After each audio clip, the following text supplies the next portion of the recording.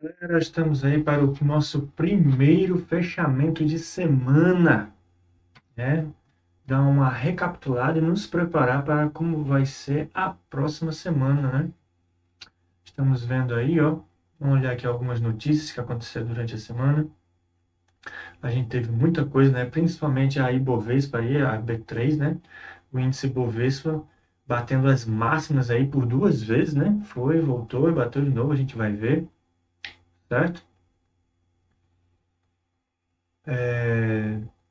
A gente tem o caso aí do presidente norte-americano com o resto do mundo, né?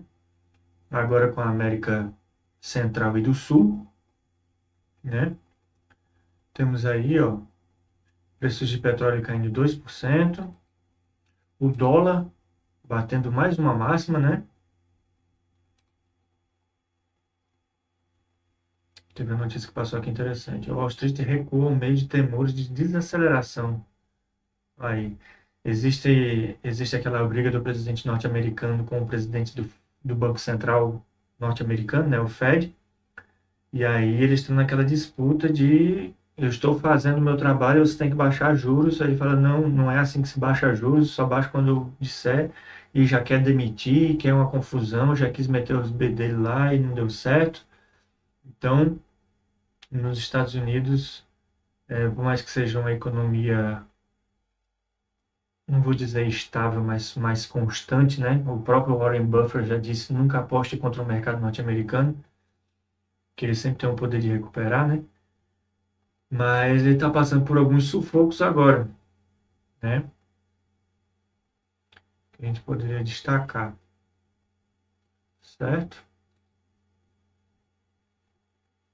No Brasil, a gente tem aquela briga aí com a tal da Lei Magnitsky, com o judiciário, em especial com o ministro, e outros ministros, né, quiseram tomar parte, ajudar, né, e aí prejudicou um pouco o mercado, né, os bancos perderam muito na semana passada. Essa semana, alguns se recuperaram. O Banco do Brasil mesmo não está conseguindo se recuperar tanto assim. A gente vai ver isso também.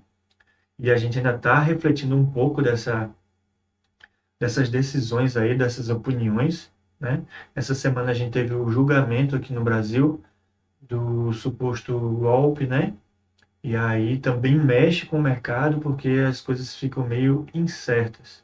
A Selic continua 15%, sem previsão de queda. O Banco Central Brasileiro já falou isso aí, sem previsão de queda. Então, assim, as pessoas tendem a migrar um pouco mais para a renda fixa, né? E a renda variável fica ainda mais caótico, né? Tá? Tivemos o dólar aí a 5,40. Não, parece que não consegue ficar mais abaixo disso aí. 5,35, 5,40 é o fundo do dólar, tá? Tem uma pressão compradora gigantesca ali, certo? O payroll, né? Hoje a gente teve payroll.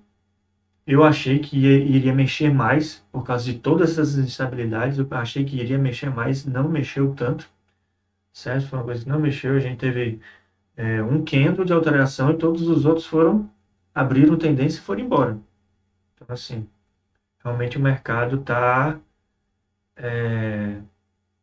mais decidido no que quer fazer, né?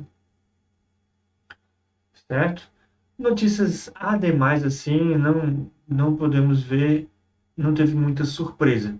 Talvez a maior surpresa tenha sido semana passada, né, e anterior, que a gente teve uma queda muito brusca dos bancos.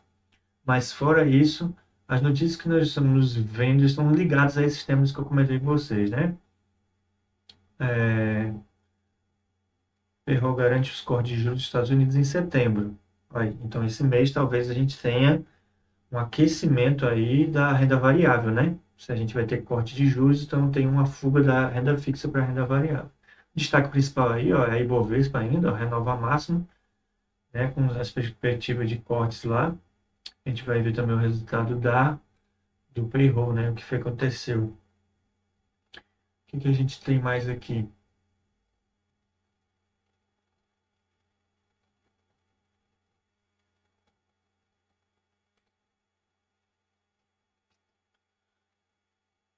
Fundos imobiliários captam quase 30 bilhões em 2025 e viram alternativa de poupança sangrando. Poupança sangrando. A gente vai ver que não está sangrando tanto assim, não. Tá? Destaque aí para o Ibovespa e para o dólar, né? Dólar futuro, por exemplo, ele deu uma queda violenta, ele quase recuperou tudo hoje. Interessante. A gente viu aí, então é por isso que eu falei o negócio do fundo, né? Banco do Brasil é compra ou venda. A lei magnífica aí, como eu falei, influenciando no Banco do Brasil. Bateu quase 18,90, 18. Eu sei que bateu no fundo 19, né? Foi feio. China leva 85% da soja do Brasil. Uma das coisas que aconteceu foi que com a taxação, né, dos Estados Unidos, os produtores brasileiros ficaram meio com dificuldade de exportar para os Estados Unidos, que é um grande consumidor. E eles conseguiram, é, esse mês, ou essa safra, né? essa, esse momento agora, distribuir bem para a Europa e Ásia, né? Não sei como é que vai ser mais para frente, certo? Porque, assim, a América do Norte é muito consumista, né? Então, assim, por mais que você tenha uma população muito grande como a da China, né? Talvez eles não sejam tão consumistas como o norte-americano, né? Que também desperdiça muito, né, gente? Convenhamos. Tarcísio, o mercado financeiro vai proporcionar uma redução das desigualdades. Tarcísio se meteu numa confusão aí essa semana, né? Acusando ele de estar envolvido com PCC, só porque o cara, né, começou a ser sondado para ser presidente. Já começa a pancadaria, né? É assim mesmo. Milei enfrenta pressão crescente às vésperas de eleições na Argentina. Milei foi chamado aí, ou está sendo chamado ainda, de um milagre, né, sul-americano, né? Queda aí de, se não me falha a memória, de 200% na inflação. Tá fazendo um trabalho, né? O ruim da economia é que ela não reflete os resultados imediatos. Então a gente tomou uma decisão agora para a gente ver daqui a 3, 6, 12 meses, 24 meses. Aí esse é um problema sério. Tá? Outras indicações aqui. Previdência perde 3,1 bilhões em junho em IOF. Ixi, olha aí, ó. Gente, faça investimento. Previdência. Invistam, se você está desconfiado com o Brasil, invista fora. Invista em cripto. Aprenda a fazer autocustódia, vá-se embora. Mas não deixe sua mão, seu dinheiro, sua aposentadoria, seu futuro na mão de governo. Tenha sempre um plano B, C, D, E, F, G. Certo? Por último aqui, BMC News está falando o que aqui pra gente? Bovespa, né? Sempre aí. Projeto para reduzir prazo de liquidação para um dia. Bolsa Brasileira. Deve ser sobre renda fixa, né?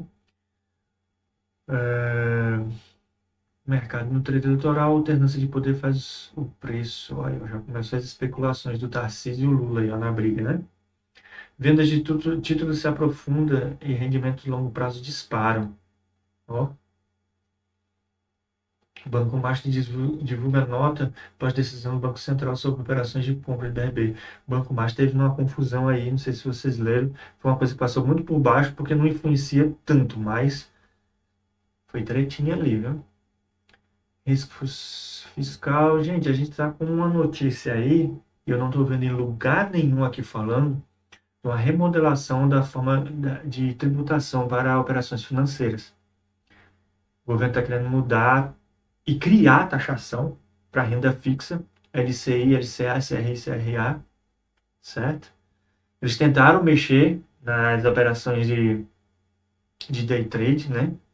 E investimentos em ações, tentaram mexer, recuaram. Agora estão tentando entrar nesse negócio aí da renda fixa. Fica de olho porque a gente tem a isenção, né? Descontado já no IR, já lá na aplicação, e eles estão querendo acrescentar um imposto. É o governo do imposto, né? Então, muito cuidado. Certo? No mundo das cripto,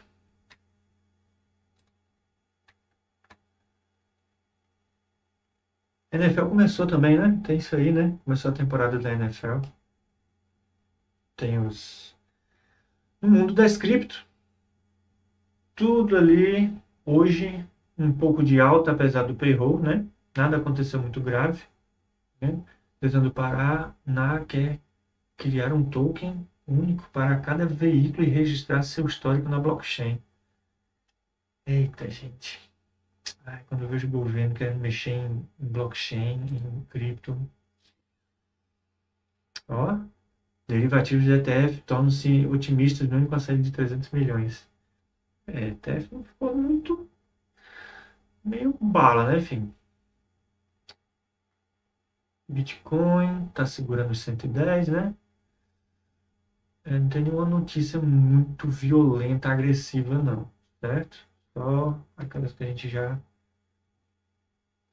Galera tá na expectativa do Bitcoin voltar, né? Tinha gente que achava que ele ia só a 102, ele já bateu lá os 110.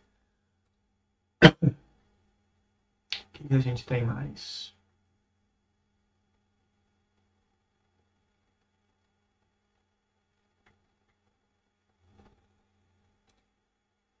Uhum. Nasdaq ameaça remover empresas que vendem ações para comprar bitcoins e outras criptomoedas. Receita Federal participa de operações do tráfico. Tether quer aumentar sua exposição ao ouro enquanto o metal atinge novas máximas. Olha aí, lastreamento, não é? Sublastreamento isso aqui. Bitcoin após payroll, abaixo do esperado. Eu já esperava. Nova Dax aí, ó, é condenada a devolver criptomoedas de cliente. Nova Dax é complicado. Corretora de Bitcoin passa por manutenção emergencial e promete reembolsar clientes. Vixe, confusões. A gente tem que ter muito cuidado. Quem sabe fazer autocustódia faz, porque mexer com exchange, deixar em carteira quente é tenso, viu? Melusa reforça a compra de Bitcoin. É, Bitcoin a gente sempre compra, né? E quanto mais ele cair, mais você vai comprando. Eu vi uma galera fumada dizendo que o Bitcoin podia chegar a 8 mil. Vai, rapaz, se chegar a 8 mil, deu ruim alguma coisa. Isso aí, gente.